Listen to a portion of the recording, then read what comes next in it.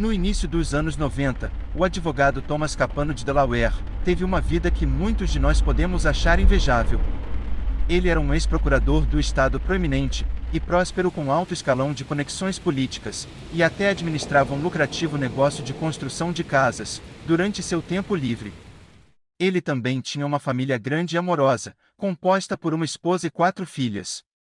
Mas em 1993, seu casamento estava caindo, então quando sua insatisfação conjugal estava grande, ele conheceu uma jovem solteira, com o nome de Anne.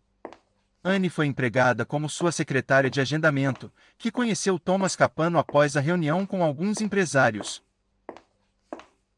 Thomas e Anne começaram um relacionamento romântico logo depois, e por mais que tentassem manter seus contatos em segredo, tornou-se conhecido por vários amigos e colegas de trabalho. À medida que os anos se passavam, Anne não era a única mulher que Capano parecia estar tendo um caso, mas parece que Anne foi sua principal amante nos 3 anos seguintes. Pelo que posso perceber, Capano tratou Anne de forma gentil e romântica no início.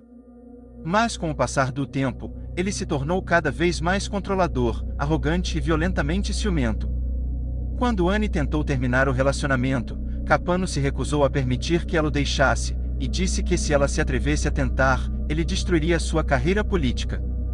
Então, em vez de arriscar outro confronto, Anne supostamente começou a namorar secretamente outros homens, e fez um grande esforço para manter em segredo de Capano. O último avistamento conhecido de Anne e seu amante Capano foi em 27 de junho de 1996, quando eles se encontraram no jantar para discutir mais uma vez seu relacionamento. Mas depois disso, foi como se Anne tivesse simplesmente desaparecido da face da terra. 2 dias depois, a família de Anne ficou preocupada e relatou seu desaparecimento. Pouco depois do desaparecimento, um agente do escritório do FBI em Baltimore ouviu falar sobre o caso e ofereceu sua assistência a autoridades locais. As autoridades então, à medida que o caso prosseguia, o FBI investigou o caso de Capano, e rapidamente se concentraram nele como seu suspeito número 1 do desaparecimento de Anne. Quando questionado pela polícia, Thomas Capano afirmou que ele havia convidado Anne para jantar na Filadélfia, cujo objetivo era resolver os conflitos no relacionamento profissional. Ele disse que a noite correu bem, e que eles chegaram a um acordo amigável, e depois de algumas horas de conversa, ele a levou de volta para casa. Os agentes do FBI tinham quase certeza de que Capano estava mentindo para eles, mas para provar isso, a equipe seria forçada a usar uma série de técnicas de investigação criativa, para determinar o que realmente aconteceu naquela noite. Isso incluiu a apreensão de análise de registro de pedágio de vigilância, também de e-mails de Capano, e uma investigação no escritório de Anne. Durante 4 dias, houve buscas em um aterro sanitário que ficava nas proximidades, na suspeita de algum homicídio e ocultação. Finalmente houve uma busca no apartamento de Anne. Os investigadores encontraram uma série de cartas manuscritas endereçadas a Anne, e como era suspeito, todas foram de Capano. Algumas escritas com um tom ameaçador. Eles também descobriram o diário de Anne com inúmeras frases descrevendo como Capano era um maníaco ciumento, inseguro, manipulador e controlador. Agentes do FBI vasculharam a casa e o veículo pessoal de Capano, em busca de vestígios de sangue e cabelo de Anne, e rapidamente encontraram manchas de sangue na tampa do radiador, e também próximo à cama do quarto de Capano. O FBI então rastreou um banco de sangue, que acabou por conseguir uma bolsa de sangue de Anne, que ela generosamente doou semanas antes. Assim, puderam confirmar que era sangue de Anne, na casa e no carro de Capano. Enquanto a investigação avançava cada vez mais, foi uma espécie de reviravolta surpresa. James, o irmão de Capano, foi preso por várias acusações de drogas e armas no final de 1997. Em troca de clemência, ele admitiu que ajudou Thomas a se livrar de evidências que provavam que ele havia assassinado Anne.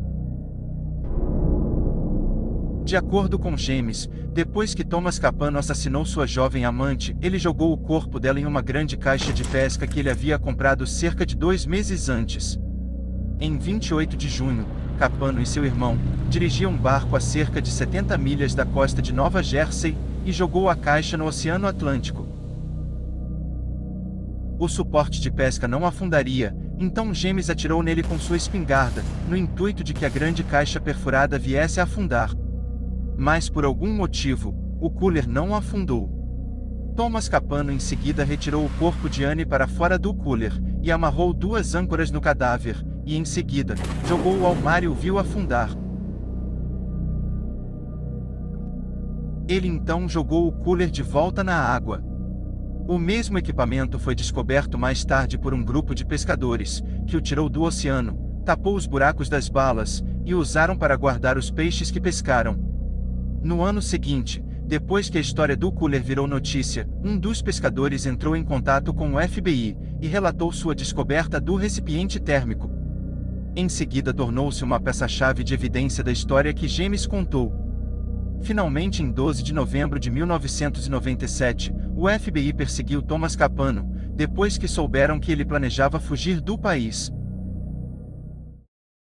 Durante seu julgamento em 1998, uma das ex-amantes de Capano disse ao tribunal que pouco mais de um mês antes do assassinato de Anne, Capano disse a ela que se ela comprasse uma pequena arma com o cartão de crédito dela, ele a compraria pelo dobro do preço que a mesma pagou.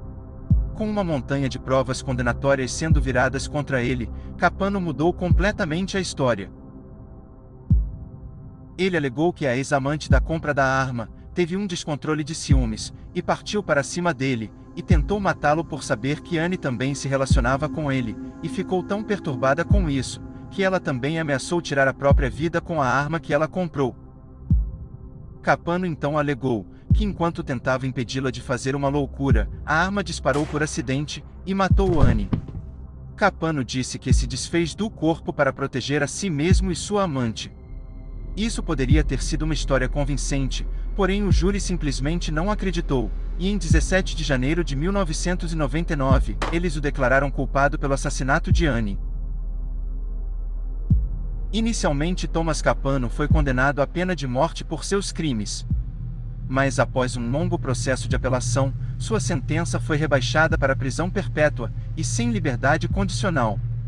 Ironicamente, Capano mais tarde instituiu sua própria sentença de morte em 2011, quando seu corpo foi encontrado enforcado em sua cela de prisão, por ajuda de funcionários do local. Foram feitos esforços para reanimá-lo, mas era tarde demais, Capano estava morto por suas próprias mãos. O corpo de Anne nunca foi encontrado, mas podemos supor que está em algum lugar no fundo do Oceano Atlântico, não muito longe da costa de Nova Jersey. Ela pode não ter recebido um enterro adequado, mas ela certamente conseguiu a justiça merecida, pois o homem que tirou sua vida ficou tão atormentado pela dor, arrependimento e solidão, que ele simplesmente não podia continuar vivendo.